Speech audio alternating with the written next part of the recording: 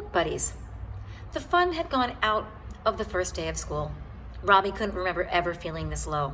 It was almost time to ride home on the bus, and school bus rides were no longer something to look forward to. They were something to dread. He sat at his desk wondering how to get out of the bus ride home. Another trip with Bo would be the worst thing that he could imagine. He looked over at Bo. Bo was carving his name into the desk with a Boy Scout knife, and Robbie had the feeling somehow that Bo had never been a Boy Scout. Just then, like the answer to a prayer, he heard the most wonderful words of the day. "Bo Haney, you will remain after school for detention hall." Miss Williams had found the knife. Saved! For now. It would be safe to ride the bus home today. And then he heard the second most wonderful words of the day. It's time to announce our book buddies for the year. Book buddies.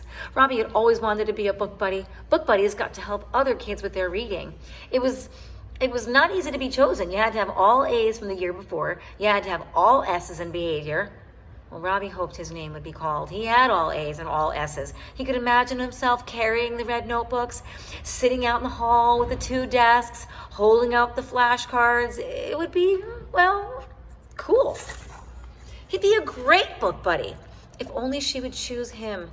Luke Hanson, Miss Williams read from a piece of paper. Robbie crossed his fingers. She could pick me. Robbie thought, I always get A's. Marshall Johnson. Robbie thought back over all of his report cards. He had never received anything but an S in behavior. He never misbehaved. It could be me, he thought. Millie Bonifel, please. Robbie York. Oh, Robbie York. He'd been chosen. He would be a book buddy this year. Oh, Robbie grinned at Miss Williams. Aww.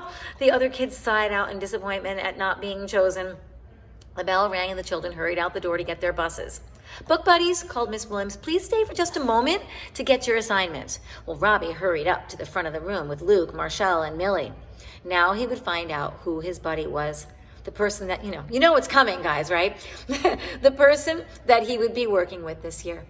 The 4 children clustered around the desk. Luke, you will have Brian Hicks. Luke nodded and headed out to the bus. Marshall, you will have Katie Robertson. Marshall nodded and left too. Millie, you will have Barb Green. She nodded and left. And Robbie, you will have Clyde Elmer Haney. Robbie did not nod. Who was Clyde Elmer Haney? You didn't have anybody in their class named Clyde Elmer, did they? Now hurry, said Miss Williams. You don't want to miss the bus. Robbie headed for the door, and from the back of the room, a voice called, Bye, Robbie. Bo Haney?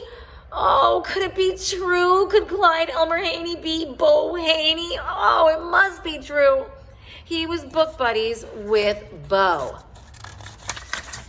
Smack. Robbie ran out to the bus, climbed up the stairs. He sat down beside Doug and slung his backpack down. Who's your book buddy? Said Doug. Robbie didn't answer. He rested his head back and closed his eyes. You okay? He shook his head. No. Well, who'd you get? Said Doug. You didn't get a girl, did you? Robbie shook his head. Phew, you look so bad. I thought maybe you got a girl. I got Bo. What? Bo, he said again. Oh, man, said Doug. He covered his forehead with his hand. This is not good. They rode in silence. The bus stopped at Doug's stop. Hey, don't worry, Doug said as he walked toward the front of the bus. We'll think of something. Robbie didn't smile. We have to, he said, or I'm dead tomorrow. Robbie's stop came next. He could see his mother as they pulled up to the stop. She was waiting at the bus stop to walk him home, and as they pulled closer, he could see that she was wearing her brightest, reddest lipstick. His first 2 steps to being cool had changed. Now his 3rd step seemed impossible, too. With a sigh, he pulled out his notebook and changed his 3rd step to being cool. 3, put up with kisses at the bus stop. Smack! There's the title of this chapter. She got him. Sorry, guys. Sorry. I can never get the tape. Here we go. The doors of the bus slammed shut with a bang like the end of his hopes for a great year. His mother did not seem to notice. How was your day? She asked in a cheerful voice. Fine. It was no use worrying her. Well, how did you like your class? It's okay. Well, do you know anyone in your new classroom? Well, Robbie thought of Bo. Yes, he said without enthusiasm. Well, good, she said. She seemed satisfied with that. Oh, Robbie, there's a sale at Harkins. I thought I'd run over there this afternoon. Mrs. Hines will watch you while I'm gone. It will only be for about an hour. I need to get you a few more things for school. Robbie's heart sank. Well, what would you get him this time? Pretty pony underwear? He wanted to say the words, well, would you mind picking up a pair of jeans for me? Or, hey, while you're there, would you see if they have any white underwear on sale? He sighed.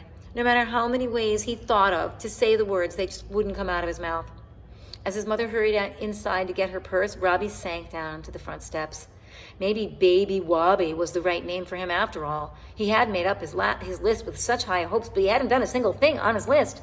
There was a big difference between making a plan and doing the plan. He had to stop Bo. But how? He couldn't tell his mother.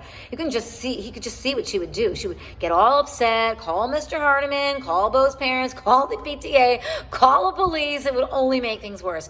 If only he could become cool before tomorrow, before he had to be book buddies with Bo, everything would be okay. Coolness was like armor, protection from harm and teasing. Coolness was the key to happiness in the third grade. Coolness was the key to survival in the third grade. Well, time was running out, and he needed to know the answer fast. How to be cool in the third grade? It seemed impossible.